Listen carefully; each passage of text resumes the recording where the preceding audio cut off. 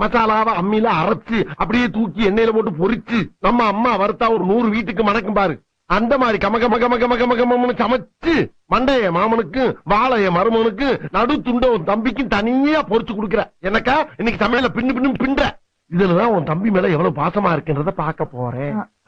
அத்தை நான் மீன் குழம்பு வைக்கிறேன் அத்தை. கொஞ்சம் இருந்தா வந்துடுறேன்.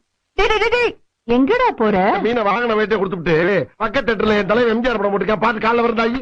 டேய் என்ன சித்தப்பா, நான் மீன் குழம்பு ரொம்ப நல்லா வைப்பேன். நீ நல்லா வைப்பேன்னு என்ன கேரண்டி? நான் கேரண்டிடா, அவர் சமைக்கும் போது நான் கூட தானே இருக்கேன். நம்பலாமா? நம்பலாம். சரிதா வச்சு கொடுத்தா நீயே வாங்கிக்கோ. அக்கா போயிட்டு ஒரு 5 நிமிஷத்துல வந்துருவா. 5 நிமிஷத்துல என்னடா பண்ண முடியும்? சரி கூட ஒரு 5 நிமிஷம் சென்று வர்றேன். மீனை பச்சையா பாக்கும் போதே நாக்கு துடியா துடிக்குதே. ஏன்டா பூனை கருவாடு கலையிற மாதிரி அலையிற? போடா போடா.